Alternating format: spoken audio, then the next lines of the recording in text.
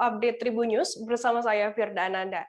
Siang ini akan kami sajikan informasi terkini dari berbagai daerah yang akan dilaporkan secara langsung oleh reporter kami di lapangan.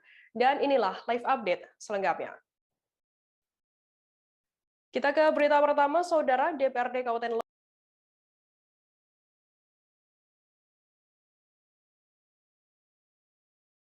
hampir mencapai nilai 275 juta rupiah untuk tahun 2021. Sekretaris Dewan DPRD Kabupaten Lebak, Finrian, mengatakan bagian dinas tersebut dianggarkan untuk 50 anggota DPRD Lebak tahun ini dari 4 item di dalamnya, yakni pakaian sipil lengkap, pakaian sipil resmi, pakaian sipil harian masing-masing satu setel, dan pakaian dinas harian.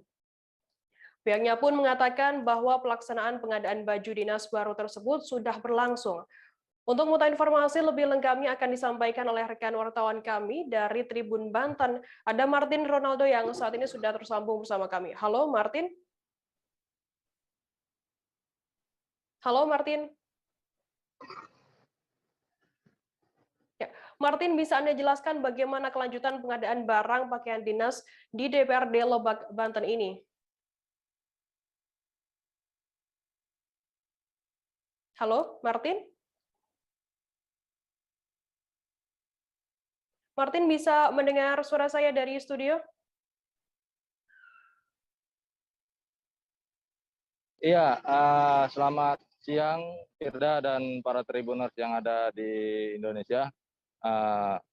DPRD Kabupaten Lebak telah menganggarkan sebanyak 275 juta untuk pengadaan pakaian dinas baru untuk tahun 2021.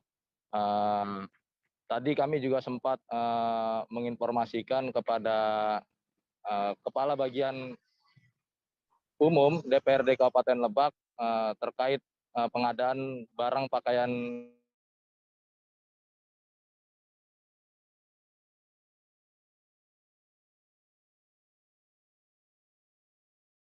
Halo, Martin, bisa mendengar suara kami?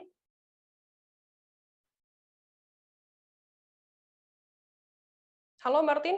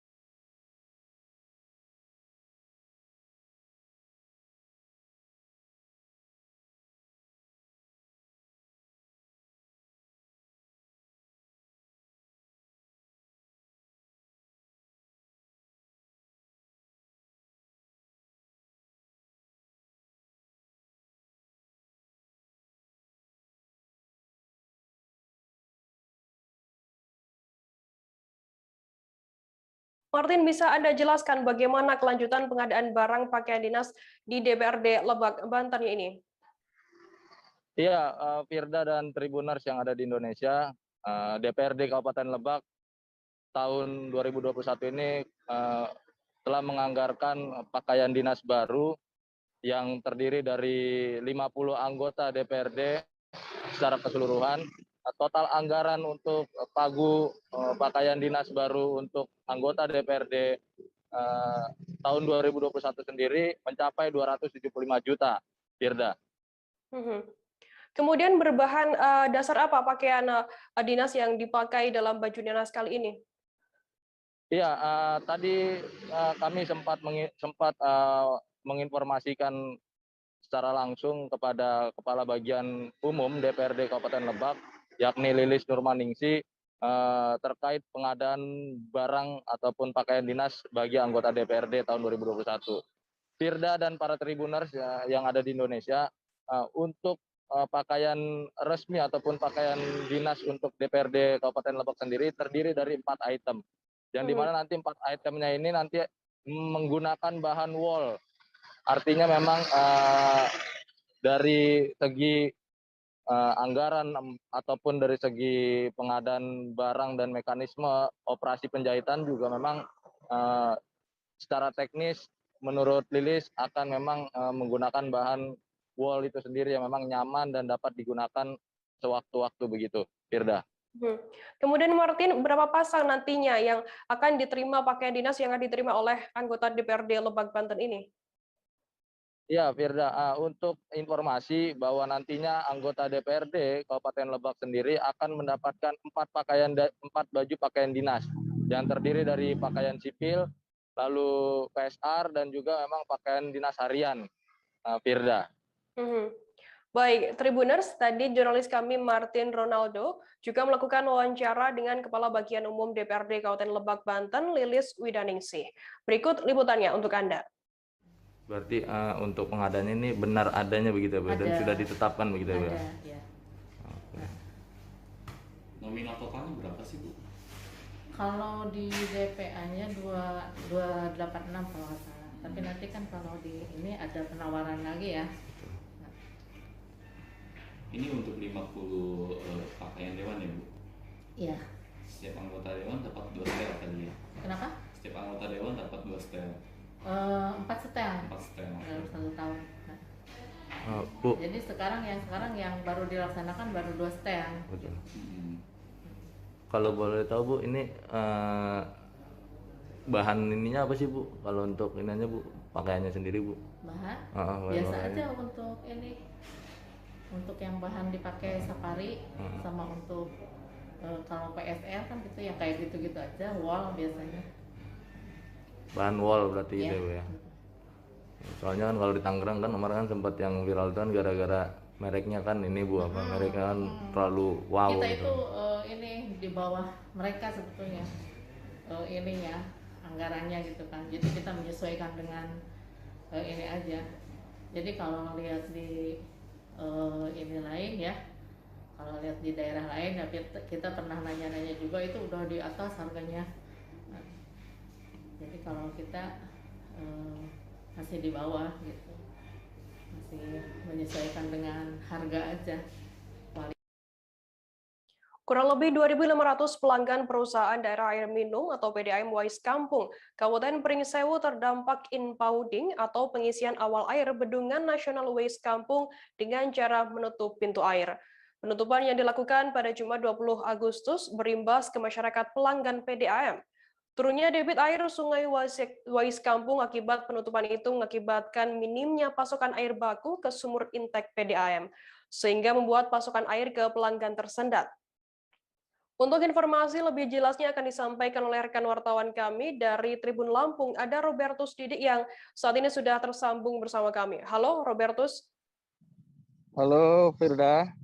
Robertus, bisa Anda jelaskan bagaimana ribuan rumah tangga di Kabupaten Pringsewu ini kesulitan air? Oke Firda, selamat siang Tribuners, bahwa ribuan rumah tangga di Kabupaten Pringsewu kesulitan air akibat imbas dari penutupan Bendungan Nasional Wais Kampung. Penutupan itu akibat adanya pengisian air bendungan, sehingga dampak dari penutupan ini aliran sungai yang berada di bawah bendungan mengalami penyusutan debit air dan imbasnya PDAM yang memanfaatkan air sungai Wais Kampung tidak mendapat pasokan air baku sehingga tidak dapat melayani masyarakat pelanggan PDAM di Kabupaten Pringsewu. Sementara jumlah pelanggan PDAM di Kabupaten Pringsewu menurut informasi ada sekitar 2.500 rumah tangga. Begitu, Firda. Kemudian sejak kapan ribuan rumah tangga di Pringsewu sendiri ini kesulitan air? Oke, Firda, selama pembangunan Bendungan Nasional Wais Kampung, aliran air sungai itu dialihkan melalui saluran pengalih. Begitu bendungan selesai, saluran pengalih ini ditutup untuk pengisian air bendungan Weskampo. Penutupan ini dilaksanakan sejak tanggal 20 Agustus 2021 kemarin. Dan sehari pasca penutupan, tepatnya tanggal 21 Agustus, air di aliran Sungai Weskampo ini sudah terhenti. Akhirnya berdampak ke pelanggan sejak tanggal 21 Agustus 2021 kemarin. Kemudian bagaimana upaya pemerintah setempat untuk mengatasi kesulitan air yang dialami oleh warga di Pringsewu ini?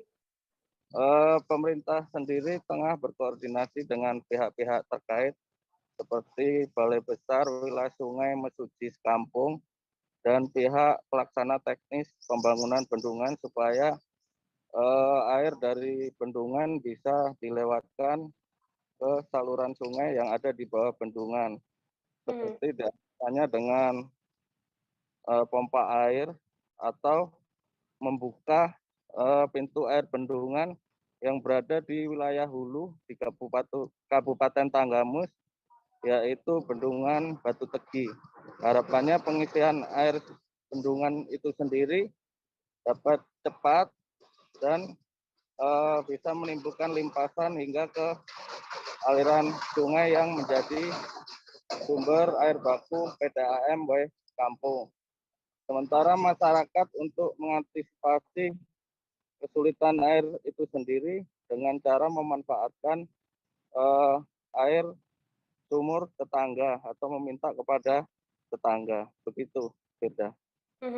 Baik, Tribuners, tadi jurnalis kami Robertus juga sempat melakukan wawancara dengan anggota DPRD Pringsewu, Anton Subagio, kemudian Kepala Bagian Umum PDAM Weskampo Pringsewu, Wansyah. Berikut liputannya untuk Anda. Nah, harapan kita meminta pihak bendungan untuk membantulah. Yang pertama untuk pengerukan supaya ada genangan yang lebih dalam di wilayah sekitaran khususnya PDAM. Yang kedua untuk proses infunding ini kalau bisa dipercepat dengan cara satu pintu air yang di Tanggamus, bendungan Tanggamus dibuka. Sehingganya untuk pasokan air yang memang laporan ke kami ada 2.500 konsumen ini tidak terhambat, sehingganya PDAM yang dalam hari ini mengelola air dan juga menyalurkan air kepada masyarakat bisa lancar. Artinya karena peralatan PDAM terbatas, kita minta bantuan secepatnya supaya dibuatkan pengerukan di areal pintu masuk PDAM sumur intek. Rencananya 7 hari ke depan atau 10 hari ke depan baru bisa limpasan air dari bendungan ke sungai ini kembali. Tapi kan kita nggak bisa nunggu sampai 10 hari pelayanan masyarakat. Ya kita berupaya. Hari ini kita lagi mendatangkan teknisi dari Bandar Lampung. Bagaimana upaya kita kalau bisa dari genangan itu melewatkan kelimpasan dulu menggunakan pompa. Mudah-mudahan kemudian seperti yang tadi sampaikan untuk pendalaman juga. Di sini yang coba kita laksanakan nanti besok atau satu hari ke depan ini. Pura Suan, Kecamatan Siantar Timur, Kota Pematang Siantar, Walmaria Saluku meminta maaf terkait postingannya di media sosial Facebook yang mengaku dipukul oknum prajurit TNI AD saat menegakkan operasi justisi PPKM level 4. Walmaria mohon maaf karena membawa nama Satgas COVID-19 Pematang Siantar dalam postingannya tersebut. Sementara itu pelaku yang diduga menganiaya Walmaria yakni oknum prajurit TNI AD asal Tapanuli Utara yang saat ini masih dalam pemeriksaan Denpom 1 Pematang Siantar. Kaben Rem 22 Pantai Timur Mayor Infanteri Sondang Tanjung mengatakan pihak polisi militer masih menelusuri akar masalah mengapa oknum prajurit berinisial JS menganiaya Lurah Walmaria tersebut.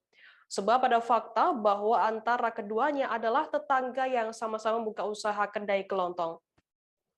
Terkait informasi lebih lengkapnya akan disampaikan oleh rekan wartawan kami dari Tribun Medan, ada Alija yang saat ini sudah tersambung bersama kami. Halo Alija. Ya, halo Firda.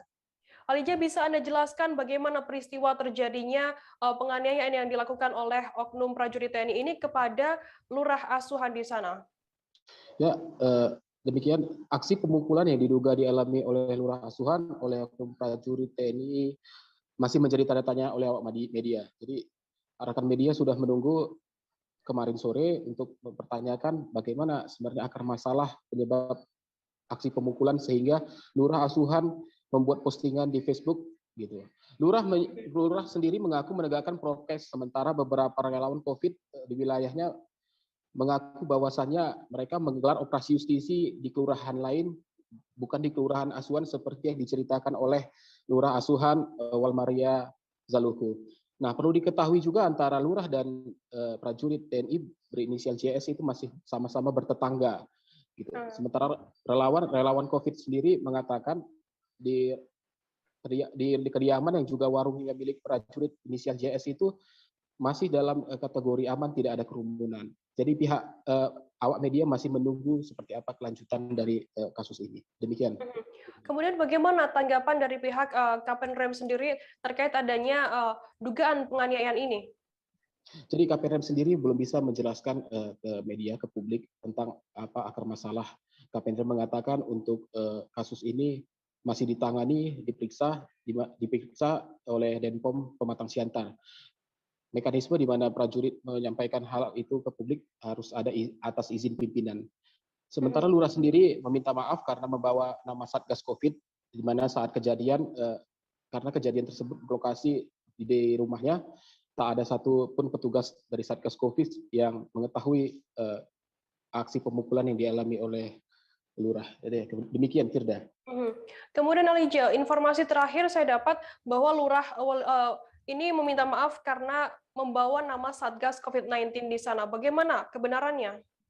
Jadi lurah sendiri yang kebetulan masih bertetangga dengan oknum prajurit ini sama-sama berdagang sayur. Aksi pemukulan itu terjadi malam sekitar pukul 11 di mana situasi sudah mulai sepi.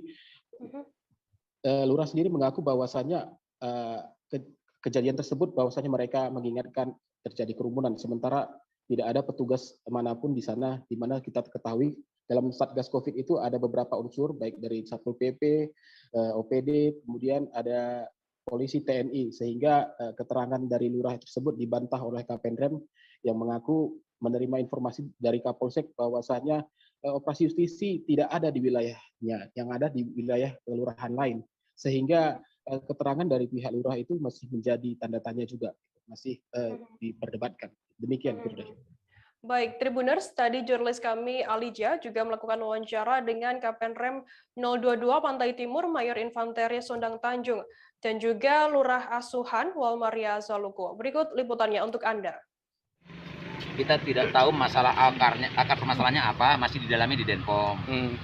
Jadi maksud ibu ini hanya untuk dengan menunjukkan bahwa dia ada dugaan penganiayaan loh yang dilakukan oleh pihak TNI. Tapi dengan menggunakan membawa nama-nama Satgas COVID. Nah, itulah yang diklarifikasi oleh ibu itu tadi, permohonan maaf membawa nama Satgas. Nah, ini motifnya apa dan akar permasalahannya apa, dugaan pemukulan tawannya apa, dugaan pemukulan tadi, ini masih didalami Denpom. Demikian. Kapan sedikit aja. Itu terkait dengan kediaman keduanya itu tetangga ya? Kalau kediaman atau tempat tinggal terlapor dan pelapor ini bertetangga, hanya selisih satu rumah. Jadi mereka masih tetangga kiri kanan. Dengan ini mohon maaf apabila saya di dalam postingan saya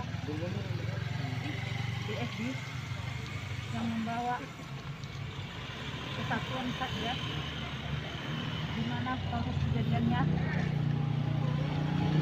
jadi rumah saya sendiri, saya tahu itu adalah dampak dari tugas saya. Demikian.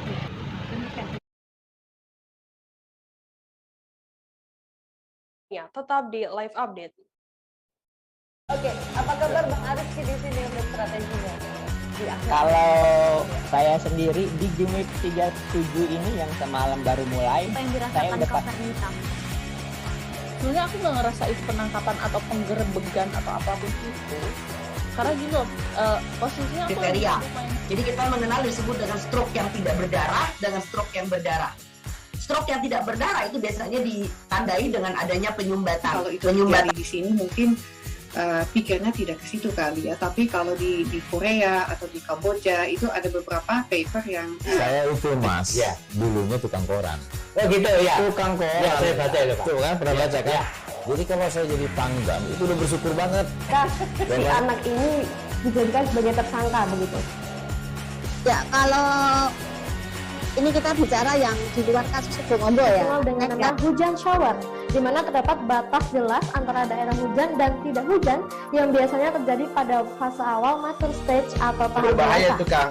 Jadi mulai artinya Tandai dengan adanya penyumbatan. kalau itu terjadi di sini mungkin pikirnya tidak ke situ kali ya. Tapi kalau di Korea atau di Kamboja itu ada beberapa paper yang Saya itu mas, Ya. dulunya tukang koran. Oh gitu ya. Tukang koran. Ya, saya baca itu Pak. Tuh kan pernah baca kan? Ya. Jadi kalau saya jadi tanggam itu udah bersyukur banget. Si anak ini dijadikan sebagai tersangka begitu. Ya, kalau ini kita bicara yang di luar kasus Bongombo ya. Dikenal dengan nama hujan shower, di mana terdapat batas jelas antara daerah hujan dan tidak hujan yang biasanya terjadi pada fase awal mature stage atau tahap berbahaya dewasa. itu Kang. Jadi mulai artinya terjadinya perlembekan. Nah itu untuk penetrasi akan sulit gitu ya. Dok, saya ini Menurut saya memang tidak mudah, bukan urusan tanah diambil. Kalau misalnya Amerika Serikat sekarang, Rasulullah mengatakan dalam sebuah hadis bahwa berpuasa di 6 hari Syawal itu. Oke, apa kabar Bang Ariski di sini untuk strateginya? Kalau saya sendiri di Game Week 37 ini yang semalam baru mulai, Apa yang saya dirasakan udah pas. Kak Fernita? Sebenarnya aku nggak ngerasa itu penangkapan atau penggerebegan atau apapun itu. Karena gini loh, posisinya aku lagi Kriteria. main. Jadi kita mengenal disebut dengan stroke yang tidak berdarah dengan stroke yang berdarah. Stroke yang tidak berdarah itu biasanya ditandai dengan adanya penyumbatan. kalau itu terjadi di sini mungkin pikirnya tidak ke situ kali ya. Tapi kalau di Korea atau di Kamboja itu ada beberapa paper yang Saya itu mas, Ya. dulunya tukang koran. Oh gitu ya. Tukang koran. Ya, saya baca itu Pak. Tuh kan pernah Ya. baca kan? Ya. Jadi kalau saya jadi tanggam itu udah bersyukur banget. Si anak ini dijadikan sebagai tersangka begitu. Ya, kalau ini kita bicara yang di luar kasus Bongombo ya. Dikenal dengan nama hujan shower, di mana terdapat batas jelas. Terima kasih Anda masih bersama kami di Live Update. Kita beralih ke informasi selanjutnya, Saudara. Kumala Puspita Hadi, 30 tahun, warga Kelurahan Gunung Sekar, Kecamatan Kabupaten Sampang, Madura, melaporkan seorang mandor yang sedang mengerjakan proyek pelengsengan di Desa Pangelen, Kecamatan setempat. Tindakan pelaporan kepada pihak kepolisian tersebut dilakukan atas kasus dugaan pencurian atau pengkerusakan saluran air PDAM miliknya yang berlokasi di gudang logistik di Desa Pangelen. Kumala Puspita Hadi, anggota Komisi 2 DPRD Sampang ini menjelaskan perbuatan terlapor berawal sejak 4 bulan lalu, di mana pelapor menyuruh anak buahnya merusak saluran PDAM miliknya untuk mengambil air dan digunakan sebagai bahan pengerjaan proyek pelengsengan. Untuk mengetahui informasi lebih lengkapnya, sudah bergabung bersama saya wartawan dari Tribun Madura, ada Hanggara Pratama yang saat ini sudah tersambung bersama kami. Halo Hanggara. Halo rekan Firda. Hanggara, bisa Anda jelaskan bagaimana awal mula ditemukannya dugaan kasus pencurian atau pengerusakan PDAM milik salah satu anggota DPRD di sana? Siap, terima kasih rekan Firda. Jadi awal mulanya diketahui sejak 4 bulan terakhir bahwa pada saat itu pekerja gudang sedang meninjau gudang dan diketahui ternyata meteran air PDAM yang berada di sebelah utara gudang ternyata dibobol oleh para pekerja proyek tersebut seperti itu, sehingga pekerja tersebut melaporkan langsung kepada pemilik gudang yakni pelapor, sehingga hal itu langsung melakukan teguran. Jadi beberapa kali dilakukan teguran, namun hal itu tetap saja terjadi sehingga pemilik sendiri terjun langsung ke lapangan kemarin pagi seperti itu dan sempat terjadi teguran dari pelapor. Dan para pekerja memberitahukan kepada pelapor jika hal itu disuruh oleh mandor seperti itu, rekan Firda. Hanggara, kemudian berapa jumlah kerugian yang dialami oleh Kumala Puspita seorang pelapor ini dan terkait adanya dugaan pencurian dan pengerusakan saluran air PDAM? Yap, sempat kemarin disampaikan oleh pelapor bahwa biasanya pelapor membayar uang PDAM setiap tahunnya itu 1 juta. Sedangkan setelah air PDAM-nya dibobol, per bulannya selama 4 bulan terakhir kemarin, dia membayar 5 juta per bulan seperti itu. Sehingga jika dikalkulasikan selama 4 bulan berarti ya 20 juta, seperti itu, rekan Firda. Kemudian bagaimana upaya dari Polres Sampang sendiri setelah menerima laporan dari Kumala Puspita Hadi ini? Setelah dikonfirmasi, Kasat Reskrim Polres Sampang Sudaryanto membenarkan tentang upaya pelaporan tersebut atau aduan tersebut, dan pihak Kasat Reskrim akan menindaklanjuti, namun akan menghubungi pihak PDAM terlebih dahulu, sebab jika kasus ini merupakan pencurian, itu memiliki prosedur sendiri dari PDAM. Dan jikalau kasus ini pengerusakan, akan langsung ditangani oleh pihak kepolisian Polres Sampang seperti itu. Baik, Tribuners, tadi jurnalis kami Hanggara juga melakukan wawancara dengan Kumala Puspita Hadi, pelapor atas dugaan kasus pencurian ini. Berikut liputannya untuk Anda. Oh, gini, pencurian air itu sudah lama, terjadinya sekitar 4 bulanan. Nah, itu kita sudah menegur antara lisan ke pihak mandornya, tapi tidak pernah direspon. Cuma oh iya Bu, dicabut, dipasang lagi. Nah, bukan sekali 2 kali, sampai ditegur orang tua saya kepada umi saya. Waktu itu misalnya cek gudang, loh kok masih dipasang lagi? Oh, disuruh Karim katanya. Nggak tahu siapa itu Karim, kita nggak tahu.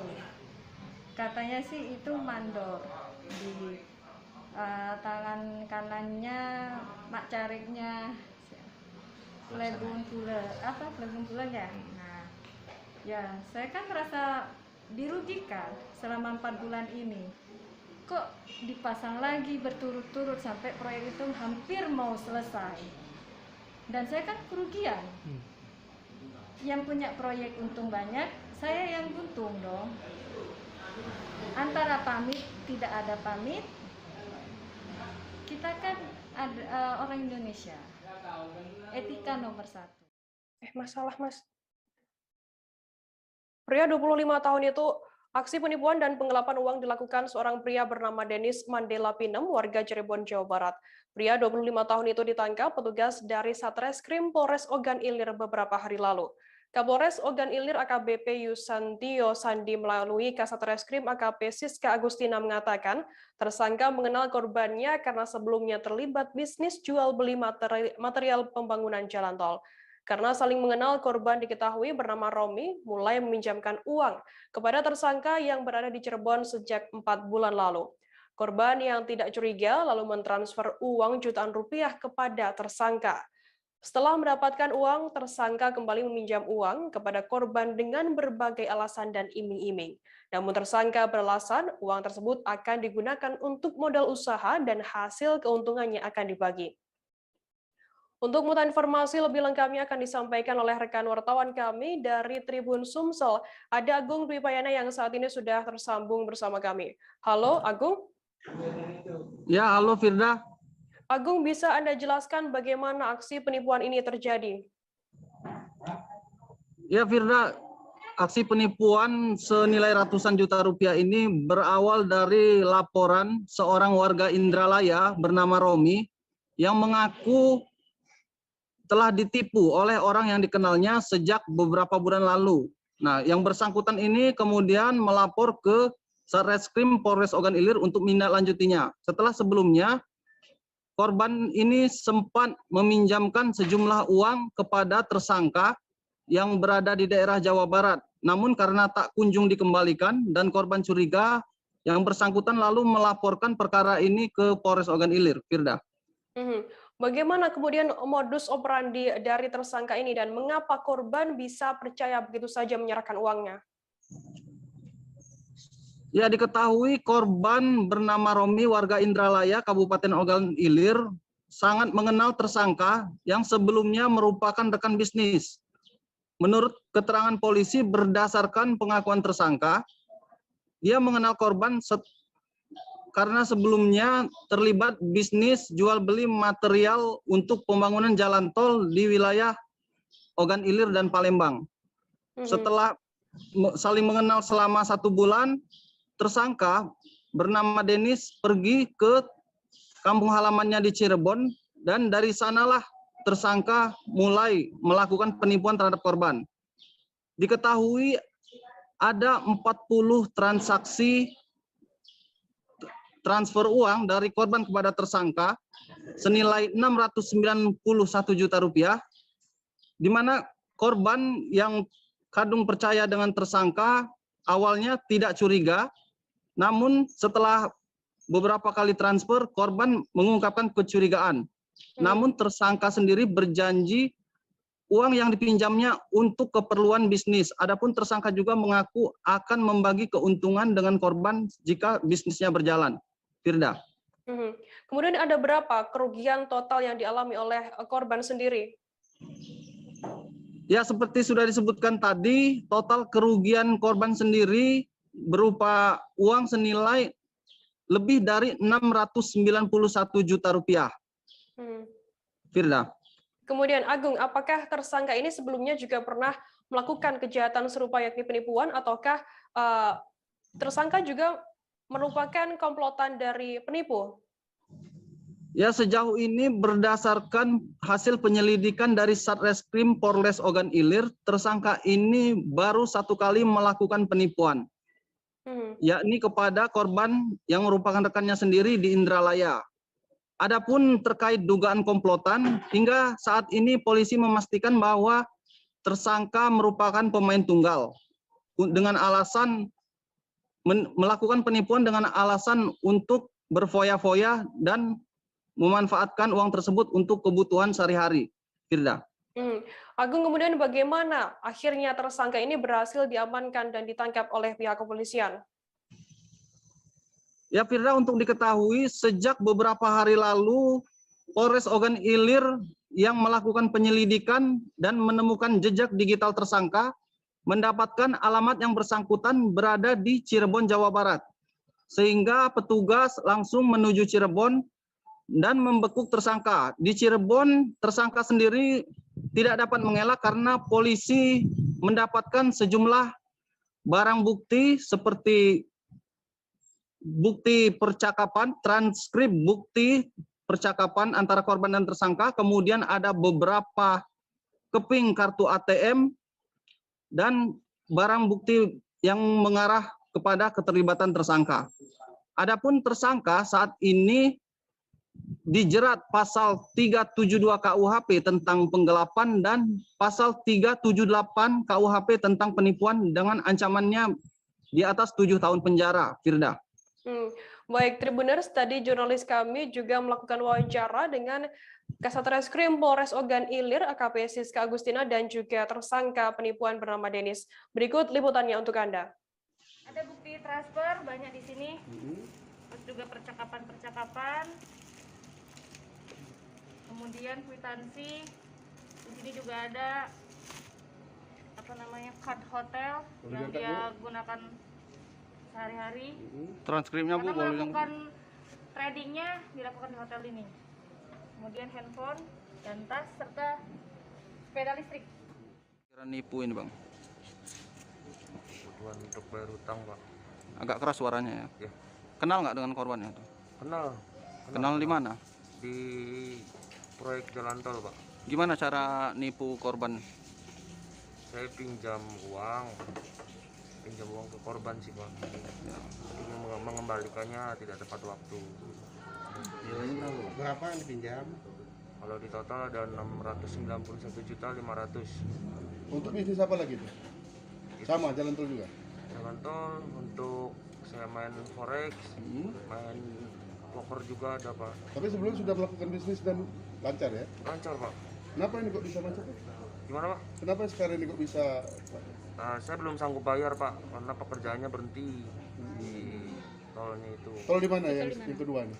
Di Indralaya Prabu Muli. Oh, yang Indra Prabu. Tim patroli Direktorat Polairut Polda NTT yang melakukan tugas di sekitar perairan Teluk Maumere berhasil merangkap pelaku pengeboman di Teluk Maumere. Pelaku ditangkap karena menangkap ikan menggunakan bahan peledak. Tim mengamankan perahu motor berwarna putih merah, perahu ketinting warna biru beserta awaknya yang sedang melakukan pengeboman ikan. Untuk mengetahui informasi lebih lengkapnya, sudah bergabung bersama saya, wartawan dari Pos Kupang. Ada Aris Nino yang akan memberikan laporannya untuk Anda. Halo, Aris. Halo, selamat siang, Firda. Aris, bisa Anda jelaskan bagaimana kronologi penangkapan pelaku pengeboman ikan di sana? Baik, Firda. Perlu saya jelaskan bahwa pengungkapan kasus bom ikan di Teluk Maumere, Kabupaten Sika, Provinsi Tenggara Timur berawal dari adanya informasi yang masuk kepada Polairut Polda NTT di Kabupaten Sika, yang mana pada hari Jumat tanggal 20 Agustus 2021, tim yang melaksanakan patroli di Teluk Maumere mendapat informasi dari masyarakat tentang maraknya pengeboman ikan di Teluk Maumere. Selanjutnya informasi tersebut lalu ditindaklanjuti tim di Polda NTT yang melakukan patroli pada hari Sabtu tanggal 21 Agustus 2021 di Teluk Maumere. Dalam patroli tersebut, tim memakai alat teropong melakukan pemantauan terhadap perahu nelayan yang beroperasi di Teluk Maumere tersebut. Dari hasil pantauan menggunakan teropong, tim melihat dari jarak jauh ada seorang nelayan yang naik ke lambung kapal dan melempar sesuatu ke laut. Lalu tim melakukan pengecekan dan memanggil tim yang lain untuk melakukan pemeriksaan di lokasi kejadian. Berdasarkan pemeriksaan, tim menemukan bahwa pelaku menangkap ikan dengan menggunakan bahan peledak yang memakai kapal putih merah di perairan Teluk Maumere. Setelah tim menemukan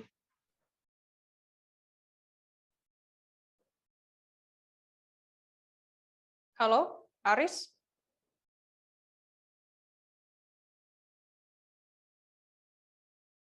Halo, Aris?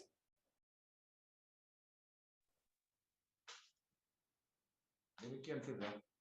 Oke, Aris, apa saja kemudian barang bukti yang dikumpulkan oleh petugas saat penangkapan pelaku pengeboman ikan di sana?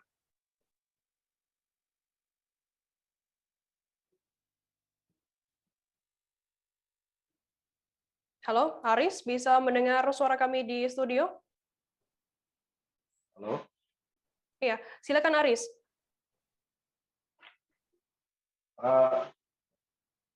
Saat ini pelaku bersama barang bukti sedang berada di markas unit di Polairut Polda NTT di Maumere untuk dilakukan proses penyelidikan.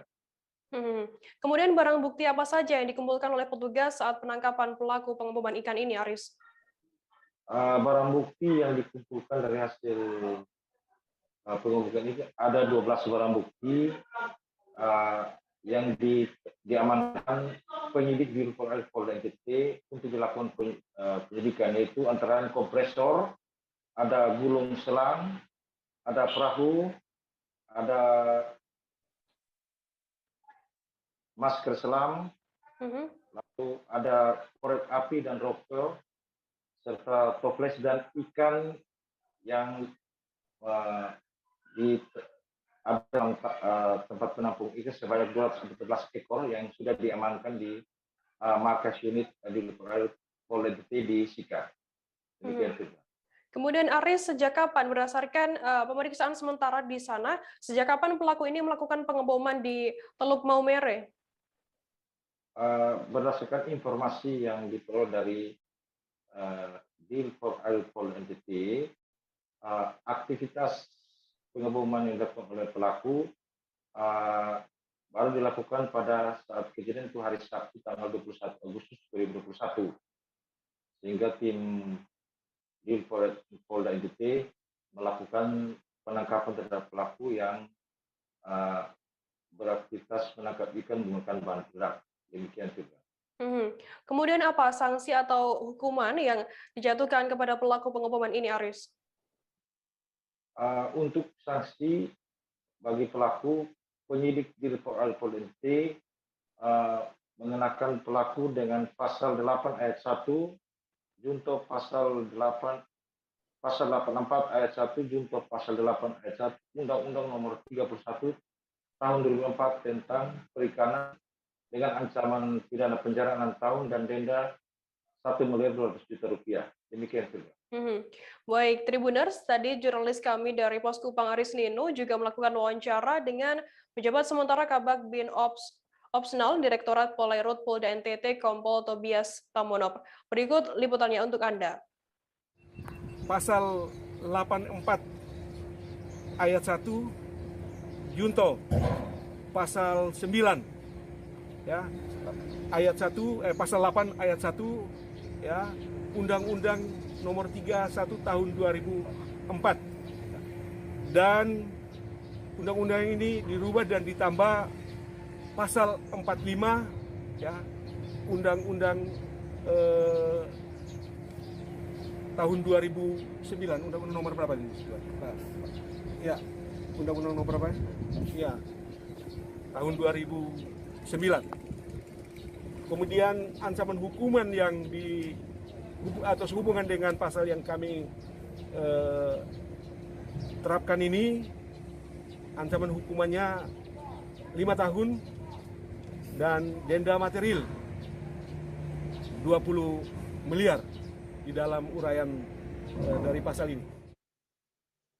Amin, seorang pedagang kue dan kelontong toko Jakarta di Jalan Ahmad Yani, Gampong Paya, Bujok Blangpase, Kecamatan Langsa, dirampok 2 pelaku pada Minggu 22 Agustus malam. 2 pelaku yang hanya menggunakan masker berhasil membawa kabur uang tunai senilai 70 juta rupiah milik penjual kue dan makanan ringan tersebut. Saat itu korban sedang menutup rukonya, 1 pelaku masuk dan mengancam korban dengan pisau. Sedangkan 1 pelaku lainnya menunggu di sepeda motornya di luar toko. Awalnya korban tak mau menuruti ancaman pelaku sehingga korban dan pelaku terlibat perkelahian. Bahkan kabarnya korban sempat merampas pisau pelaku namun korban kalah karena dikeroyok oleh 2 pelaku. Pelaku kemudian menguras uang korban setelah 1 pelaku lainnya ikut masuk ke dalam ruko. Kondisi korban pun babak belur dipukuli oleh kedua pelaku. Terkait informasi lebih lengkapnya akan disampaikan oleh rekan wartawan kami dari Serambi News Indonesia, ada Zubir yang saat ini sudah tersambung bersama kami. Halo, Zubir. Halo, Mbak Firda. Selamat Zubir, siang. bisa Anda jelaskan bagaimana kronologi terjadinya perampokan di toko Jakarta di Jalan Ahmad Yani, Gampong Paya, Bujok Blangpase ini? Oke, untuk secara singkat saja saya jelaskan. Kronologis terjadi insiden perampokan atau pencurian dengan pemberatan pada Minggu malam sekitar pukul 22.30, si pemilik toko yang juga merupakan warga turunan Tionghoa bernama Amin sedang menutup ruko miliknya. Saat itu, ketika pintu ruko sekitar satu lembar lagi tertutup, datang 2 orang pelaku. 1 langsung masuk dan berpura-pura ingin melakukan transaksi di BRI Briling. Ia beralasan akan mengirimkan uang, bertransaksi uang untuk dikirimkan untuk temannya, sehingga si korban tidak menyangka bahwasannya si pelaku ini ada niat jahat untuk merampok dia. Dalam hitungan singkat mungkin, si pelaku langsung mengeluarkan pisau dan mengancam si korban untuk menyerahkan uang yang ada di kasir. Kemungkinan uang tersebut juga uang transaksi billing yang ada bersamanya. Namun korban sempat melawan, tidak mau menuruti ancaman si pelaku. Namun ketika itu mereka sempat berantem Dan satu pelaku lainnya yang menunggu di luar menggunakan standby di sepeda motor ikut masuk. Saat itulah mungkin korban tidak sanggup lagi melawan, dua banding satu, pelaku 2 orang dan korban 1 orang, sehingga terjadi pengeroyokan. Korban sempat dipukuli dengan kondisi berat. Lalu si pelaku sempat mencari receiver CCTV yang ada di ruko tersebut. Ternyata ruko tersebut menyimpan 2 CCTV, memasang 2 CCTV. Sehingga pelaku hanya berhasil mengambil 1 receiver CCTV. Dengan tujuan mungkin pelaku supaya mereka tidak mudah dikenali. Kan? Setelah itu, setelah merampas uang sekitar antara 60 hingga 70 juta, HP 2 unit, 1 unit receiver CCTV, pelaku langsung kabur. Saat itu kondisi ruko, area ruko bertempat bersamaan selama ini beberapa hari ini kan Langsa sudah menerapkan jam malam terkait meningkatnya status dari zona oranye ke zona merah, sehingga jam 10 itu kemungkinan di area toko korban ini sudah sunyi. Kemudian Zubir, bagaimana kondisi korban seusai dikeroyok oleh kedua pelaku ini? Kondisi korban mengalami luka-luka lebam di bagian mukanya, mungkin bagian tubuhnya juga lain, tapi tidak sampai dirawat, hanya dirawat, tidak dirawat jalan aja, tidak rawat inap. Dan informasi dari Kasareskrim AKP Arif, Kasareskrim Polres Langsa, si korban telah melaporkan kasus ini dengan resmi kemarin. Pasca malam terjadi, besok harinya langsung melapor. Oke, bagaimana kemudian kelanjutan dari kasus penyidikan oleh pihak kepolisian terkait adanya kasus pengeroyokan dan juga perampokan yang menimpa korban ini? Hari ini kita update dan tadi saya telah menghubungi Kasareskrim Polres Langsa, AKP Arif. Menurutnya saat ini pihaknya masih dalam penyelidikan untuk mengungkap siapa pelaku. Jadi petugas saat anggota dari Satuan Reskrim Polres Langsa masih bekerja di lapangan untuk mencari jejak pelaku. Baik, terima kasih wartawan Serambi News Indonesia, Zubir, atas laporan Anda. Selamat bertugas kembali. Tribuners, kita akan jeda sejenak. Setelah ini kami akan menghadirkan informasi menarik lainnya untuk Anda. Tetap di Live Update. Oke, apa kabar Bang Arif di sini untuk strateginya? Kalau saya sendiri di Gimik 37 ini yang semalam baru mulai, saya udah hitam. Sebenarnya aku nggak ngerasa itu penangkapan atau penggerebegan atau apapun itu. Karena gitu, posisinya aku kriteria. Jadi kita mengenal disebut dengan stroke yang tidak berdarah dengan stroke yang berdarah. Stroke yang tidak berdarah itu biasanya ditandai dengan adanya penyumbatan. Kalau itu terjadi di sini mungkin pikirnya tidak ke situ kali ya. Tapi kalau di Korea atau di Kamboja itu ada beberapa paper yang saya itu Mas, dulunya tukang koran. Oh gitu ya. Tukang koran. Ya, saya baca itu Pak. Tuh kan pernah baca kan? Ya. Jadi kalau saya jadi tanggam itu udah bersyukur banget. Si anak ini dijadikan sebagai tersangka begitu. Ya, kalau ini kita bicara yang di luar kasus Kebun Ombo ya. Dengan nama hujan shower, di mana terdapat batas jelas antara daerah hujan dan tidak hujan yang biasanya terjadi pada fase awal mature stage atau tahap berbahaya dewasa. itu Kang. Jadi mulai artinya terjadinya perlembekan. Nah itu untuk penetrasi akan sulit. Gitu ya.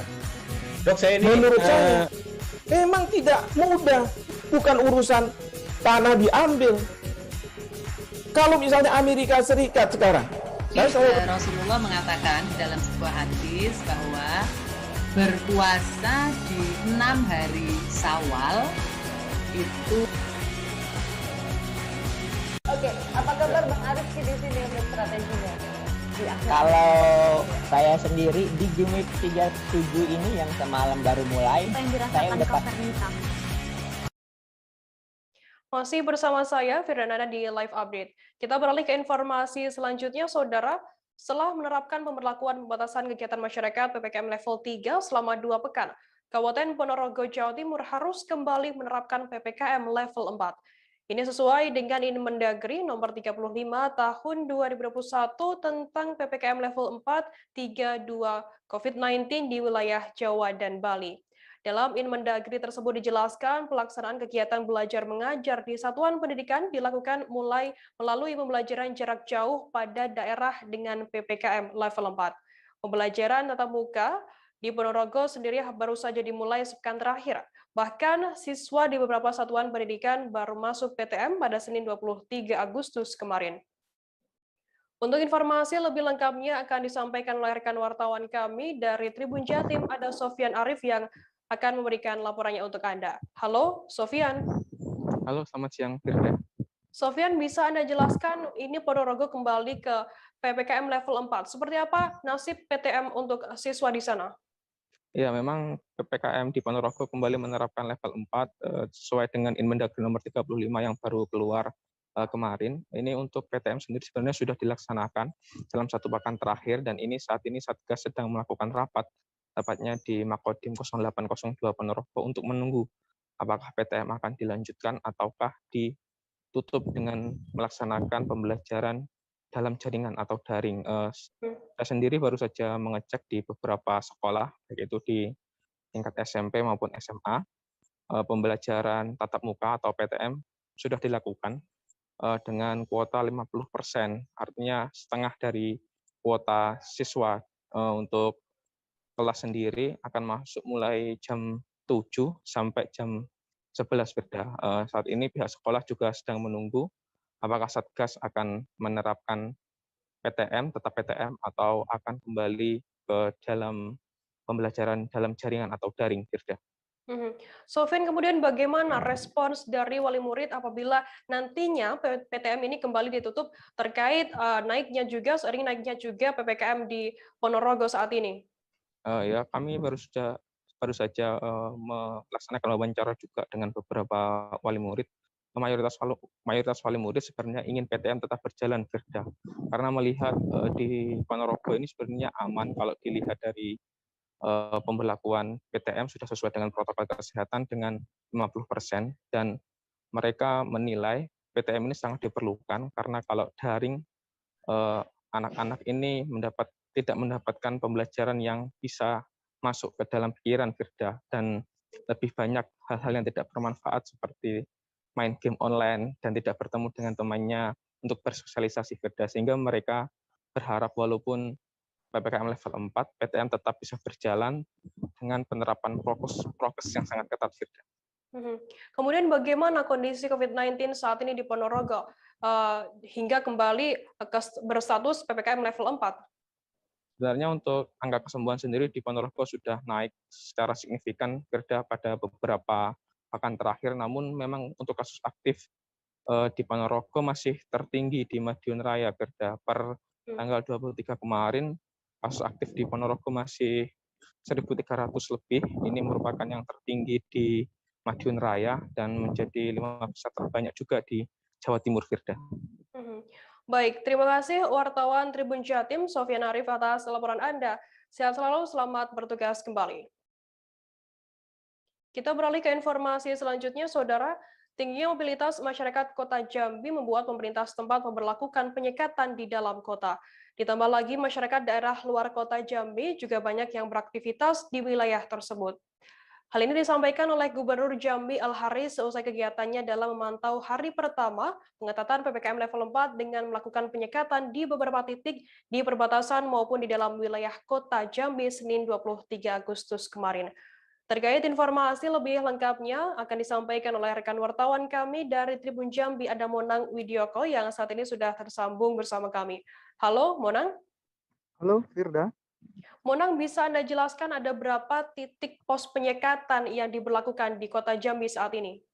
Baik, bisa kami jelaskan penyekatan PPKM level 4 yang dilaksanakan di Kota Jambi, yakni mulai tanggal 26 hingga 29 Agustus, ada 11 titik penyekatan, Firda, yakni 4 pos berada di perbatasan kota, yakni di antara Kota Jambi dengan Muaro Jambi, Tanjung Jabung Timur, Tanjung Jabung Barat, dan Kabupaten Batanghari.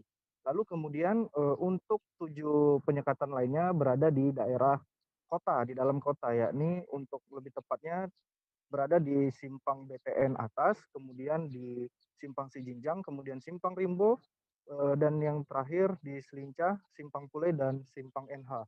Begitu, Firda. Kemudian Monang, bagaimana kemudian tanggapan masyarakat terkait adanya pengetatan PPKM level 4 ini?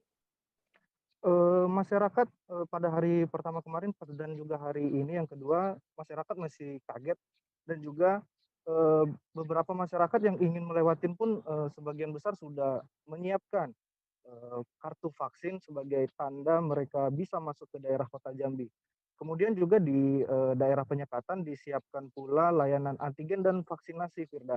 Kemudian ketika ada masyarakat yang ingin melintasi dan belum melakukan vaksin, maka bisa terlayani vaksinasi di sana dan juga bisa langsung mendapatkan kartu vaksin dan ataupun surat telah divaksin baik itu pertama maupun yang kedua. Sebelumnya juga masyarakat dari Kota Jambi sendiri itu telah diperbantukan oleh Wali Kota Jambi dengan Gubernur Jambi juga berupa 33.000 sembako sebelum pelaksanaan penyekatan ini. Begitu, Firda. Monang, kemudian kabarnya kemarin Gubernur Jambi dan Wali Kota Jambi juga meninjau langsung di lokasi penyekatan. Bagaimana hasilnya?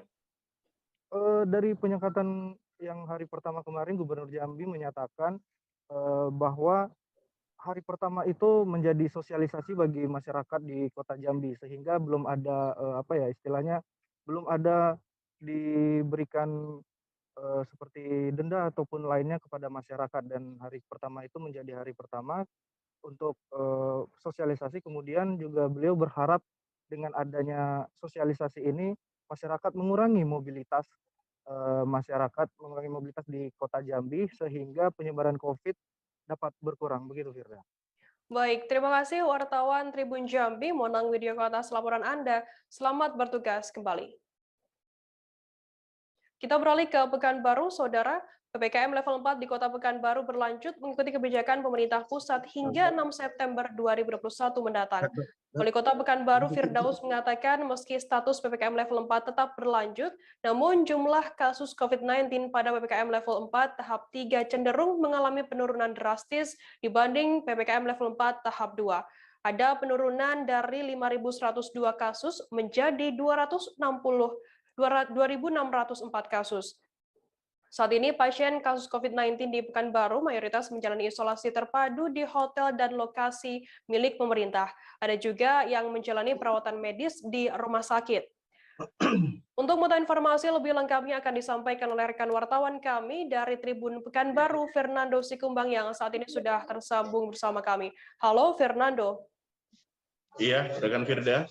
Fernando, bisa Anda jelaskan bagaimana pantauan Anda di lapangan seiring dilanjutkannya PPKM level 4 kali ini? Adakah mungkin aturan yang berubah? Terima kasih, Firda. Untuk pada PPKM lanjutan ini yang bakal berlangsung sampai tanggal 6 September, pemerintah Kota Pekanbaru memang mendapat instruksi dari pemerintah pusat untuk melakukan pelonggaran terhadap sejumlah aktivitas, terutama untuk aktivitas ekonomi. Dari pantauan tadi di lapangan hingga siang ini memang masyarakat cukup antusias dengan adanya kelonggaran ini, dan sejumlah penyekatan di titik jalan pun masyarakat sudah bisa melintas, namun memang hanya untuk sektor-sektor yang khusus saja, terutama untuk sektor esensial dan kritikal saja. Terkait dengan adanya kelonggaran ini, masyarakat menyambut baik, walaupun PPKM level 4 ini bakal diperpanjang selama 2 pekan ke depan. Begitu, Firda. Fernando, kemudian apa strategi Wali Kota Jambi sendiri untuk menekan angka penyebaran COVID-19 agar level PPKM di sana turun? Oke, Firda, Wali Kota Pekanbaru kemarin sudah memberi instruksi kepada Satgas penanganan COVID-19 di Kota Pekanbaru. Ada 2 tim yang dibentuk untuk melakukan percepatan menuju zona kuning, karena sampai saat ini memang Kota Pekanbaru masih masuk dalam zona merah. Maka 2 tim tersebut, yakni tim percepatan untuk melakukan penelusuran terhadap kontak erat pasien yang merupakan pasien COVID-19. Mereka melakukan penelusuran hingga mencapai belasan kontak erat untuk setiap satu pasiennya. Kemudian pemerintah Kota Pekanbaru juga melakukan upaya percepatan untuk pemberian vaksin kepada masyarakat. Namun memang sampai saat ini untuk masyarakat sendiri yang membutuhkan vaksin masih cukup banyak. Ada sekitar 490.000 masyarakat yang masih menanti suntikan vaksin pertama. Sedangkan ada juga masyarakat yang masih menanti suntikan vaksin kedua sebanyak 106.000 orang. Maka dari itu pemerintah kota bersama Satgas COVID-19 sampai saat ini memang berupaya agar ada pasokan tambahan untuk melakukan percepatan pemberian vaksin. Karena Wali Kota Pekanbaru menilai bahwa dua upaya ini yaitu melakukan penelusuran dan juga melakukan proses percepatan terhadap pemberian vaksin bagi masyarakat jadi upaya dalam menangani COVID-19 di Kota Pekanbaru selama PPKM level 4 ini.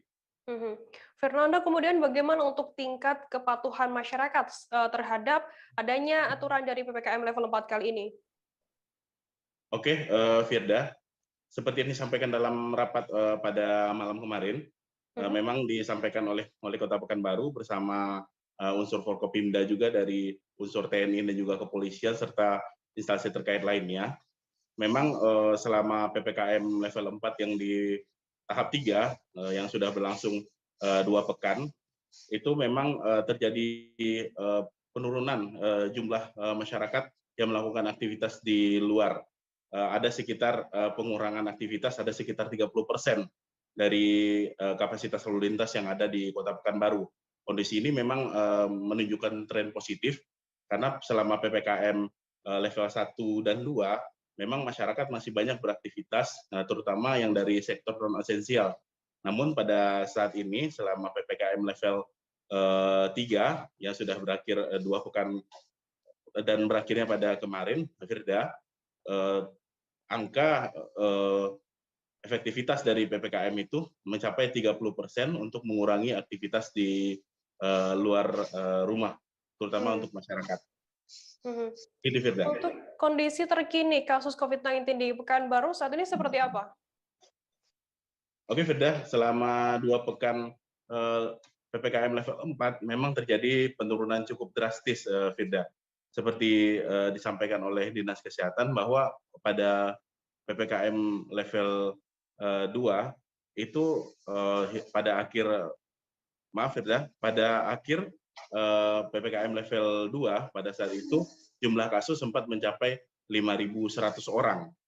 Kemudian pada akhir PPKM level 3 yang berakhir pada kemarin, itu jumlah kasus hanya mengalami penurunan drastis menjadi 2.600 orang.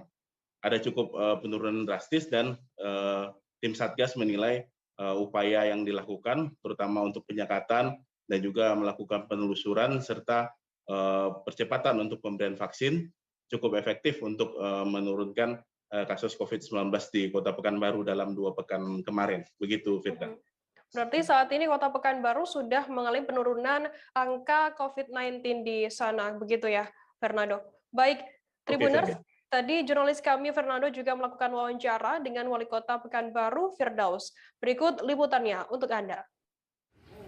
Ya, dari keputusan Presiden yang diterjemahkan melalui instruksi Menteri Dalam Negeri untuk di luar Jawa dan Bali, termasuk di dalamnya Sumatera, Kalimantan, Sulawesi, dan Nusa Tenggara, Papua, itu sampai tanggal 6, tanggal 3 atau 6, jadi 6 September, berarti kan 2 pekan, ya 2 pekan. Kemudian bedanya dengan 2 pekan yang lalu, ini ada pelonggaran di bidang ekonomi. Ya, tadi saya surat edaran Wali Kota, SE Wali Kota itu sudah beredar, ya, mengikuti arahan dari Bapak Presiden dan juga instruksi Menteri Dalam Negeri serta juga instruksi dari Gubernur dan juga Menteri Teknis lainnya seperti Menteri Agama dan sebagainya. Nah, di bidang ekonomi tersebut, pertama pasar mulai dari UMKM dan juga pedagang di kaki 5 dan itu semua diatur. Pasar tradisional, kemudian pusat perbelanjaan, mall. Nah itu sudah boleh juga dibuka dengan dibatas jumlah kapasitasnya. Terima kasih. Seusai jeda, Tribuners, kami akan kembali dengan informasi menarik lainnya. Tetap di Live Update. Oke, apa kabar Bang Ariski di sini untuk strateginya? Kalau saya sendiri di Jumip 37 ini yang semalam baru mulai, saya udah pasti. Sebenarnya aku nggak ngerasa itu penangkapan atau penggerebegan atau apapun itu. Karena gitu loh, posisinya aku kriteria. Jadi kita mengenal disebut dengan stroke yang tidak berdarah dengan stroke yang berdarah. Stroke yang tidak berdarah itu biasanya ditandai dengan adanya penyumbatan. Kalau itu terjadi di sini mungkin pikirnya tidak ke situ kali ya, tapi kalau di Korea atau di Kamboja itu ada beberapa paper yang saya itu mas, ya. Dulunya tukang koran. Oh gitu ya. Tukang koran. Ya saya baca itu Pak. Tuh kan pernah baca kan? Ya. Jadi kalau saya jadi pangdam itu udah bersyukur banget. Si anak ini dijadikan sebagai tersangka begitu. Ya kalau ini kita bicara yang di luar kasus Subombo ya. Dengan nama hujan shower, di mana terdapat batas jelas antara daerah hujan dan tidak hujan yang biasanya terjadi pada fase awal mature stage atau tahap berbahaya dewasa. itu Kang. Jadi mulai artinya terjadinya perlembekan. Nah itu untuk penetrasi akan sulit. Gitu ya. Dok, saya ini menurut saya memang tidak mudah, bukan urusan tanah diambil. Kalau misalnya Amerika Serikat sekarang, Rasulullah mengatakan dalam sebuah hadis bahwa berpuasa di 6 hari Syawal itu. Terima kasih Anda masih bersama kami di Live Update. Kita beralih ke informasi selanjutnya, Saudara. Polres Manado kembali melakukan vaksinasi gratis pada Senin 23 Agustus kemarin. Vaksinasi di Polresta Manado ini terbuka untuk umum baik vaksin pertama maupun dosis kedua.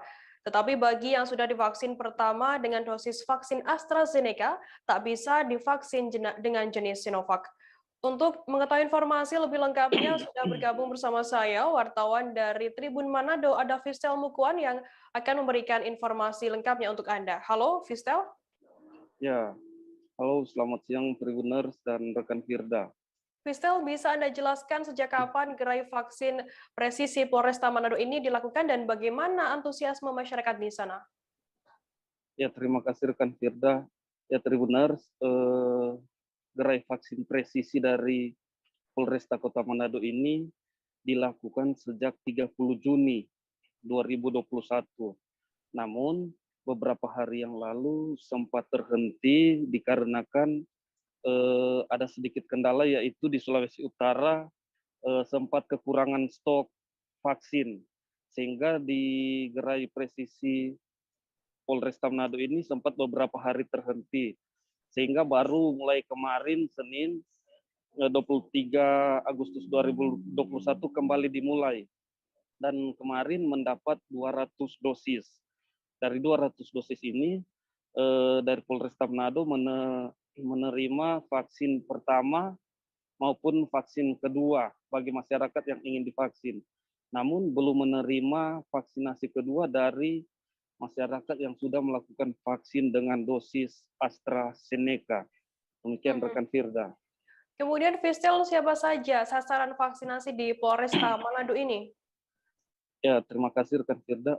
Untuk sasaran dari ini, vaksinasi dari presisi Polresta Manado diutamakan untuk diprioritaskan untuk masyarakat Kota Manado. Namun masih ada saja masyarakat yang dari luar Kota Manado yang ingin datang melakukan vaksinasi di tempat ini. Dengan begitu, dari kepolisian memberikan kesempatan kepada beberapa masyarakat yang dari jauh-jauh, ada yang dari Kota Bitung, ada yang dari Kota Mobagu, yang sempat melakukan vaksinasi di Polresta Manado. Padahal memang sesuai prioritas Polresta Manado hanya masyarakat Kota Manado. Namun karena mereka sudah datang dari jauh, Polresta Manado memberi mereka kesempatan untuk melakukan vaksinasi di gerai presisi Polresta Manado. Namun untuk anak-anak di bawah umur dari 12 sampai 17 di Polresta Manado belum melayani. Begitu juga untuk ibu hamil, karena sekarang kan sudah ada proses vaksinasi untuk ibu hamil, tapi di Polresta Manado ini belum menyediakan untuk vaksin untuk ibu hamil. Dan sekarang di Sulut sendiri baru penyuntikan untuk ibu hamil ada di Universitas Samratulangi, Kota Manado. Demikian, Firda. Fisel, kemudian ada berapa total jumlah orang masyarakat yang sudah divaksin di Polresta Manado dan bagaimana respon mereka? Memang rekan Firda, untuk masyarakat yang melakukan vaksinasi di Polresta Manado ini dengan antusiasnya mereka sehingga banyak yang hadir. Namun karena di tengah pandemi ini dari Mapolresta Manado membuat aturan supaya masyarakat tidak terjadinya kerumunan yang begitu banyak. Padahal antusias masyarakat Kota Manado sangat banyak, sehingga mereka hanya memasukkan bagi mereka yang ada nomor antriannya.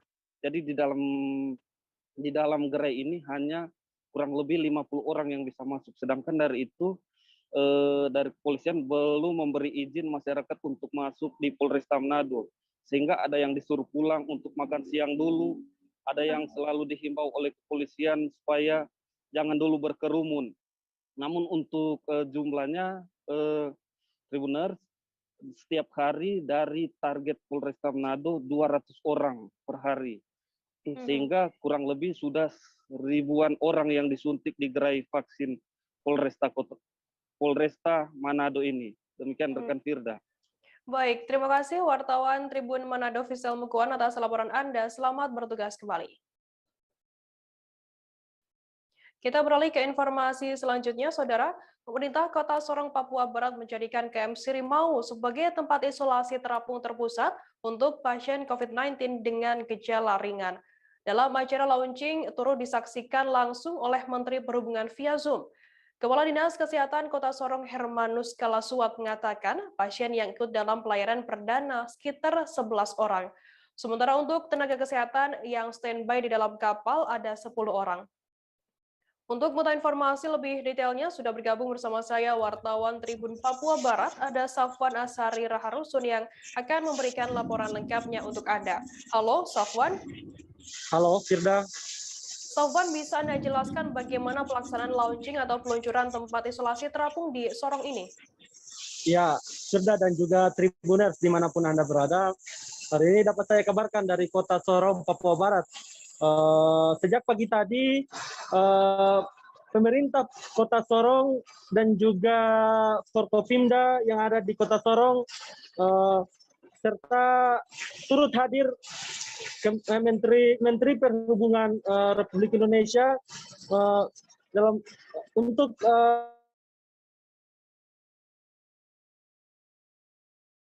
Halo, Safwan. Karantina terpusat di Kota Sorong sendiri. Ya. Oke, Safwan, bisa Anda jelaskan dalam pelayaran pertama kali ini ada berapa pasien dan ada berapa orang yang ikut dalam pelayaran perdana ini?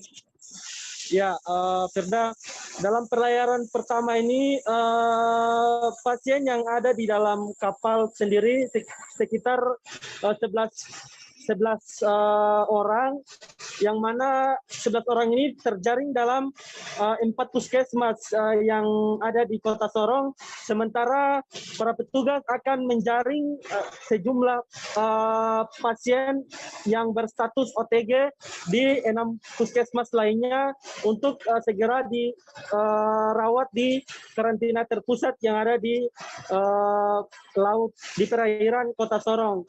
Sementara petugas yang disiapkan di atas kapal itu sendiri berjumlah 10 orang dan rencananya akan dibagi menjadi 2 shift. Petugas dibagi menjadi 2 shift. Di dalamnya juga ada 2 orang dokter yang ikut tergabung dalam tim tersebut. Firda. Oke, Safwan, kemudian sampai berapa hari nantinya kapal ini akan beroperasi untuk melayani pasien COVID-19 yang tidak bergejala, yang bergejala ringan maksud kami? Iya. Berdasarkan informasi yang saya dapat, rencananya kapal ini akan beroperasi hingga 1 bulan full. Namun ada kemungkinan kalau misalkan ada peningkatan kasus, maka rencananya mereka akan tambah hingga 2 bulan atau 3 bulan mendatang. Begitu, Firda. Baik, Tribuners, tadi jurnalis kami juga melakukan wawancara dengan Kepala Dinas Kesehatan Kota Sorong, Hermanus Kalaswat. Berikut liputannya untuk Anda. Tenaga pasien ada sekitar 11 ya. Kemudian nakes kita 2 tim.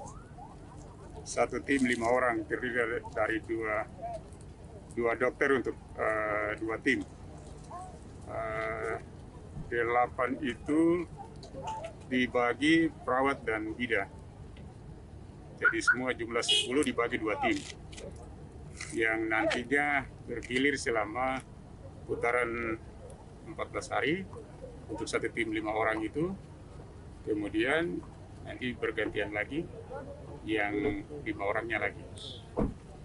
Bapak yang jadi persoalan ini di atas ini OTG atau dengan riwayat gejala sedang? Tidak, yang ringan. Ya, orang tanpa gejala. Berapa banyak mereka di atas, Bapak? 11. 11 orangnya yang tanpa gejala.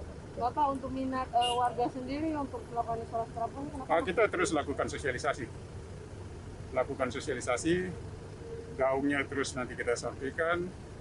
Ya, mudah-mudahan masyarakat memahami isolasi mandiri di atas kapal ini, ya mereka bisa dengan sukarela untuk mengakses ke isolasi terapung lah.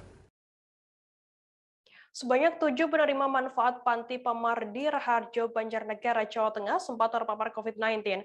Di waktu bersamaan, 6 pegawai yang bertugas di panti tersebut juga dinyatakan positif COVID-19. Meski warga panti yang rata-rata ODGJ tersebut tinggal terisolir dan jarang kontak dengan masyarakat luar, mereka ternyata tak bisa mengelak dari penularan COVID-19. Tetapi tak siapa sangka mereka bisa sembuh cepat tanpa harus dirawat di rumah sakit. Para ODGJ ini bahkan hanya diberi obat warung sesuai saran dari Bupati Banjarnegara Budi Sarwono. Menurut Budi, seminggu setelah diberi obat warung, mereka langsung dinyatakan negatif berdasarkan hasil tes swab. Kini seluruh pasien baik ODGJ maupun pegawai panti sudah sehat dan beraktivitas normal seperti sedia kala. Terkait informasi lebih lengkapnya akan disampaikan oleh rekan wartawan kami dari Tribun Jateng, ada Khairul Musaki yang saat ini sudah tersambung bersama kami. Halo Khairul. Ya, halo Firda. Selamat Khairul, siang. bisa Anda jelaskan ODGJ di Panti Pamardi Raharjo, Banjarnegara ini tinggal terisolasi dari dunia luar. Bagaimana mereka bisa terpapar COVID-19? Ya, meski para ODGJ yang tinggal di Panti Pamardi Raharjo ini hidupnya terisolasi dari dunia luar, bahkan sebelum adanya pandemi, tetapi mereka nyatanya masih bisa terpapar COVID-19.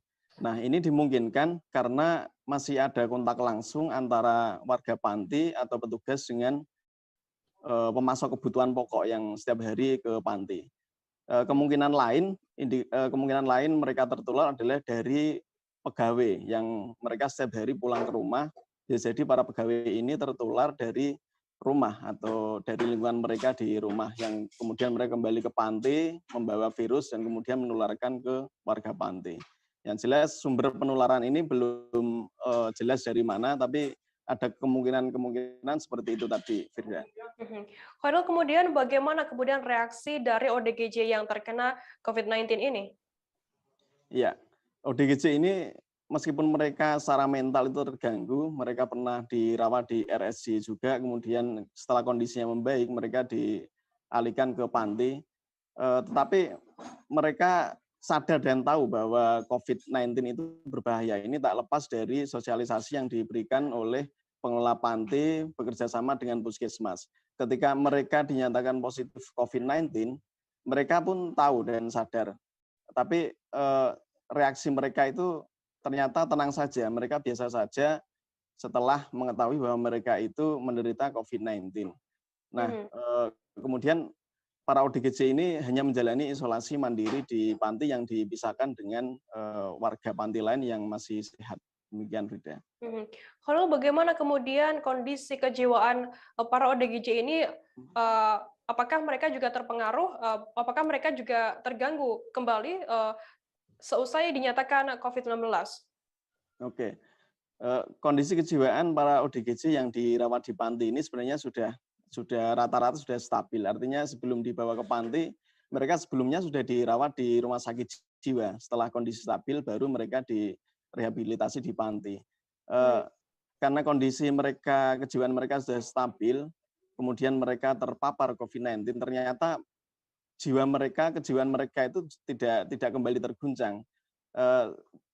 Setelah wawancara dengan kepala panti menyebut bahwa tidak ada gangguan kejiwaan yang artinya mereka yang tadinya suka ngamuk kemudian kambuh lagi mengamuk atau bicara sendiri, tidak ada ke arah ke situ. Artinya kondisi kejiwaan mereka masih stabil, mereka masih rajin minum obat jiwa gitu untuk penyakit jiwanya, di samping mereka harus mengkonsumsi obat flu sesuai dengan saran Bupati. Artinya tidak ada pengaruh antara penyakit mereka dengan kondisi kejiwaan mereka yang semakin parah, tidak ada pengaruhnya. Berarti COVID-19 yang diderita oleh para ODGJ ini tidak berpengaruh terhadap kondisi kejiwaan mereka yang sudah stabil begitu ya. Kemudian bagaimana untuk perawatan ODGJ ini sehingga mereka bisa sembuh cepat dari COVID-19, Khairul?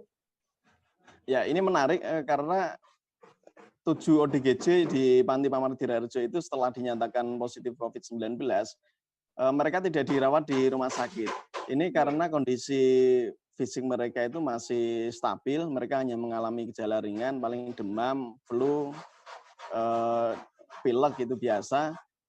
Dan menariknya Bupati Banjarnegara hanya menyarankan kepada petugas panti agar para ODGJ ini hanya dikasih obat flu saja, obat flu.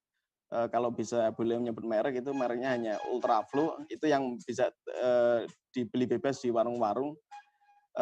Dan setelah seminggu mereka menjalani isolasi mandiri di panti dan mengkonsumsi obat flu dari warung, kemudian diberi vitamin dan makanan bergizi, mereka bisa sembuh ketika di tes swab kembali seminggu kemudian mereka dinyatakan semuanya negatif.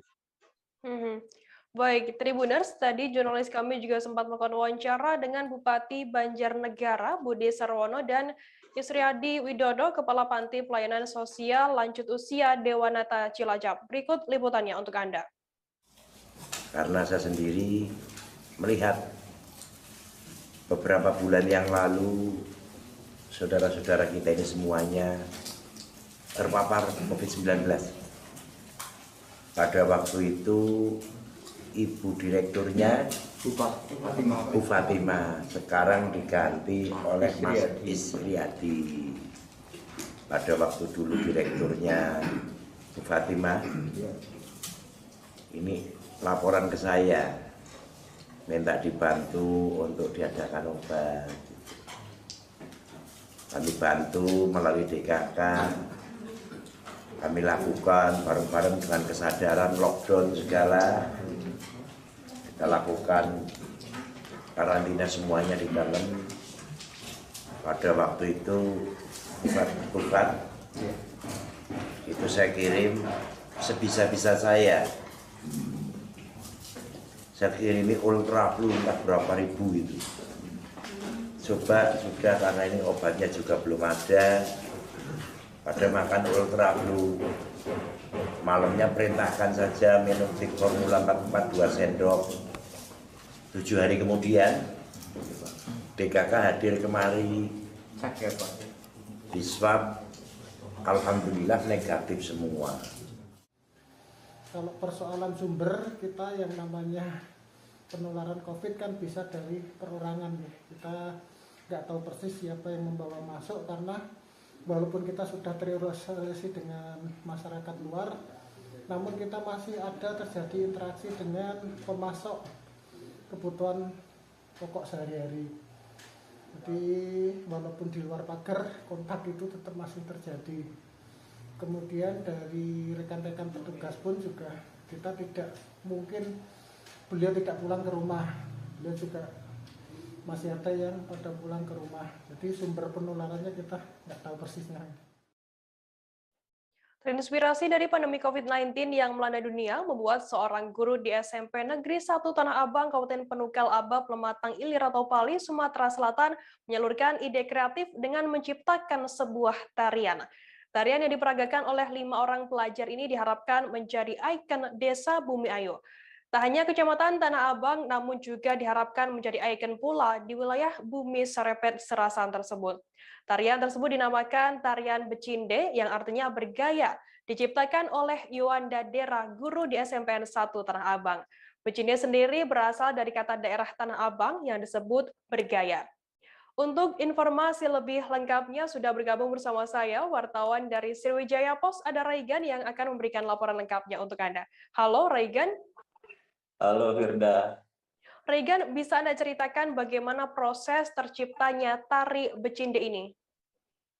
Baik, terima kasih rekan Firda. Tribuners, dapat kami sampaikan bahwa Yuanda Dera selaku pencipta tarian Becinde ini mengatakan bahwa tarian tersebut diciptakan terinspirasi lantaran tengah masyarakat banyak saat ini menghadapi pandemi COVID-19 secara global, di mana dalam tarian ini menceritakan tentang para gadis cantik Kecamatan Tanah Abang yang sangat cindi dan bergaya, dan senang sekali berlenggak-lenggok menari dengan dipadukan gerakan khas warga pinggiran Sungai Lematang kesana kemari dengan sangat cindi, seperti itu, Firda.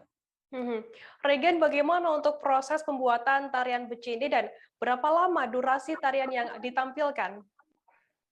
Baik, Yuanda Dera selaku pencipta gerakan tarian Becinde ini menciptakan tarian tersebut selama 2 bulan dengan melibatkan 5 pelajar sebagai penarinya. Dirinya mengaku sejauh ini tidak ada kendala dalam proses pembuatan gerakan tarian, di mana juga dipadukan dengan background. Namun hanya saja di tengah PPKM yang diterapkan pemerintah Kabupaten Pali saat ini membuat kendala untuk mengumpulkan para siswa yang menjadi penari itu sedikit terhambat. Tarian Becinde sendiri berdurasi selama 7 menit, ditambah gerakan seperti mencuci tangan dengan sabun, memakai masker, hand sanitizer, dan dipadukan menjadi sebuah gerakan tarian dalam Becinde, seperti itu, Firda. Kemudian apa tujuan atau mungkin keinginan yang diciptakan dari pencipta tarian Becinde ini? Tujuan di tengah pandemi COVID-19 ini, para gadis-gadis yang cantik dan cinde ini tetap berusaha becinde dalam tarian dan tetap produktif dalam menjalani kehidupan, di mana seluruh unsur tubuh penari memiliki kekuatan yang kuat dalam menghadapi COVID-19, tajam dalam penglihatan, dan bukan hanya melihat dari luar, tetapi dari hati yang terdalam. Kemudian berani dalam diri, tetapi tetap menggunakan unsur lemah lembut layaknya Tuan Putri dan memiliki pengetahuan yang luas serta ramah dalam hal apapun. Lalu di dalam tarian Becinde ini, gadis cantik ini juga mengajak semuanya untuk melakukan protokol kesehatan agar terhindar dari bahaya COVID-19 dengan cara menggunakan masker dan hand sanitizer. Sehingga diharapkan nantinya tarian Becinde ini menjadi ikon tak hanya di Desa Bumi Ayu, Kecamatan Tanah Abang, tapi juga dipatenkan di Kabupaten Pali untuk ditampilkan dalam acara atau dalam hal menyambut tamu penting, seperti itu. Kemudian, Regen, bagaimana respon dari pemerintah setempat? Kabupaten Pali ini sendiri menyikapi adanya tarian baru yang diciptakan oleh Yuanda Dera, guru SMPN 1 Tanah Abang. Terima kasih, Firda. Pemerintah Kabupaten Pali melalui Dinas Kebudayaan dan Pariwisata melalui Pak Effendi selaku Kadis Budparnya sepenuhnya mendukung ide kreatif yang ditampilkan para anak muda seperti di Kecamatan Tanah Abang. Dia juga mengapresiasi di mana tarian Becinde ini bisa menambah seperti halnya tarian yang sudah ada, seperti yakni tadi tari dundang, tari bebusek serta tari mantang balam kan yang sudah ada sebelumnya. Namun diharapkan tarian Becinde ini sering ditampilkan atau event maupun di sekolah-sekolah sehingga tarian tersebut bisa dikenal warga halayak banyak. Untuk dipatenkan dalam ini pihaknya bisa melihat sejauh mana familiar masyarakat dalam tari Becinde biar bisa dipatenkan dalam Dinas Kebudayaan dan Pariwisata Kabupaten Pali seperti itu. Firda. Baik, Tribuners, tadi jurnalis kami Regan juga melakukan wawancara dengan Yoanda Dera, guru SMPN 1 Tanah Abang Pali yang menciptakan tarian Becinde. Berikut liputannya untuk Anda. Perkenalkan, nama saya Dera Yoanda, dari guru SMP Negeri 1 Tanah Abang. Kita menciptakan tarian ya, apa judul ini namanya? Tari Becinde. Itu terinspirasi dari mana itu? Terinspirasi. Boleh cerita sedikit? Terinspirasi dari sekarang kan COVID. Terus budak Tanah Abang ini kan nak bergaya baik. Jadi kan dikolaborasi ke bergaya dengan COVID. Jadi dimasuk ke COVID dan tidak menghapus juga budaya dari Tanah Abang ini, Becinde. Jadi namanya? Tari Becinde. Untuk gerakan sendiri itu gimana itu? Ceritakan dikit. Gerakan tari Becinde ini mematuhi prokes, protokol kesehatan seperti mencuci tangan, memakai hand sanitizer, dan memakai masker. Dan itu dikolaborasikan dengan tarian, gerakan tarian. Gerakan tarian. Gerakan tariannya berapa lama? 7 menit. Terus untuk berapa siswa tuh dilibatkan? 5 siswa dilibatkan. Untuk tarian sendiri menciptakan gerakan-gerakan tarian itu berapa lama prosesnya? 2 bulan. Kurang lebih 2 bulan. Sama dengan backsound? Sama dengan backsound. 2 bulan. Untuk melatih ke ini anak-anak? Latihan ke rumah saya, Sanggar Dera Yoanda.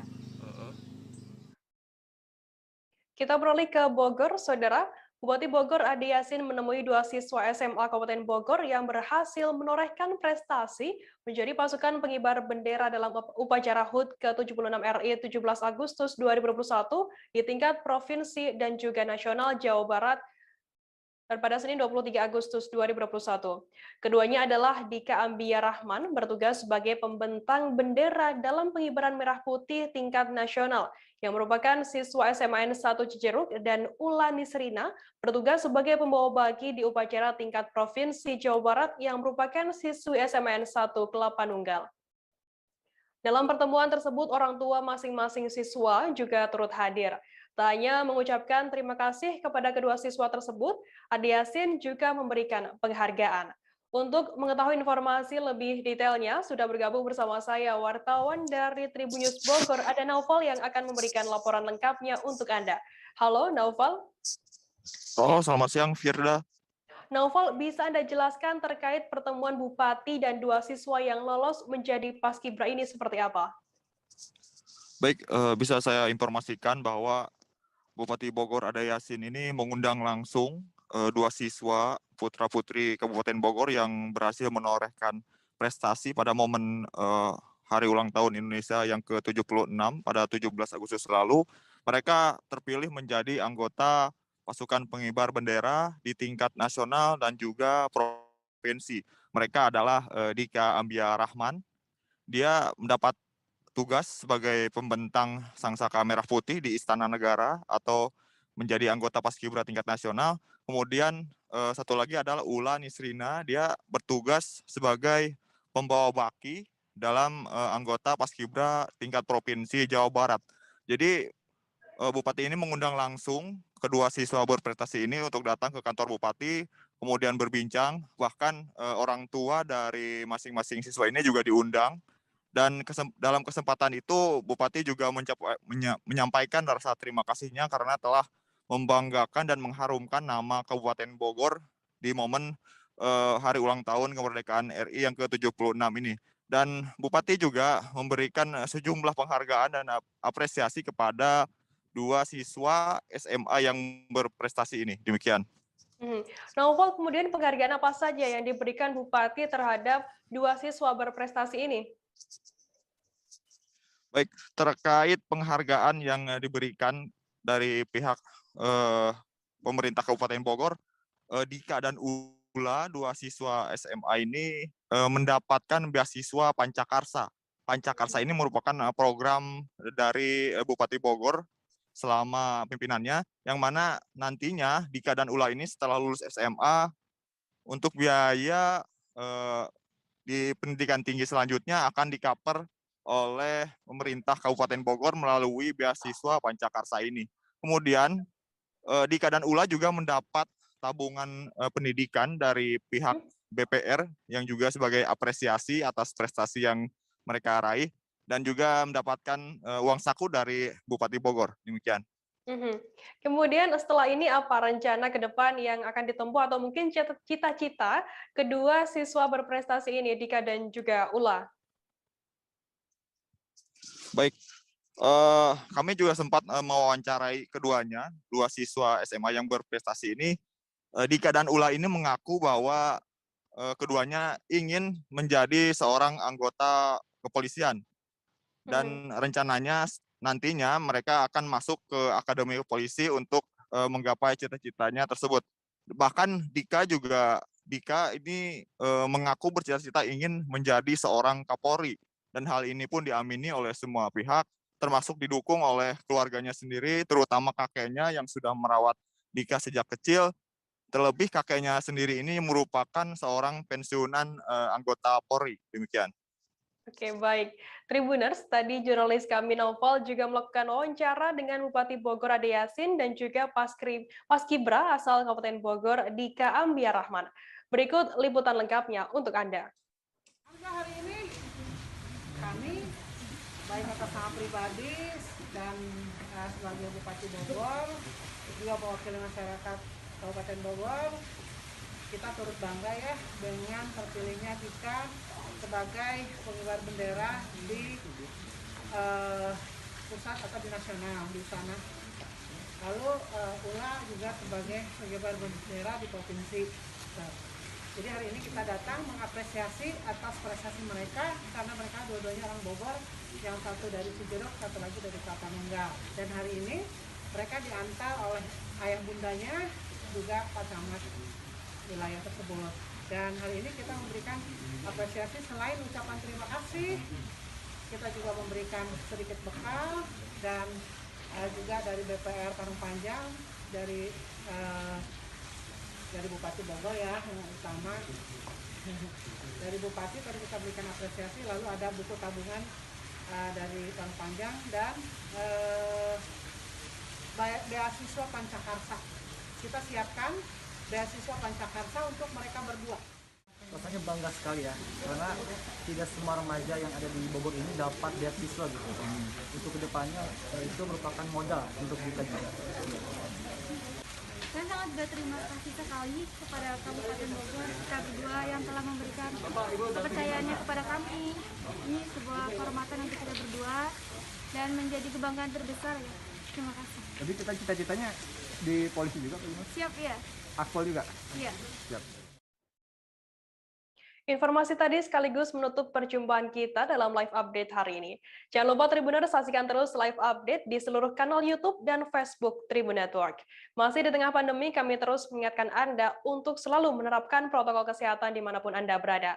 Saya Firanana, mewakili kru yang bertugas, pamit undur diri. Terima kasih dan sampai jumpa. Jangan lupa like, subscribe, dan share ya.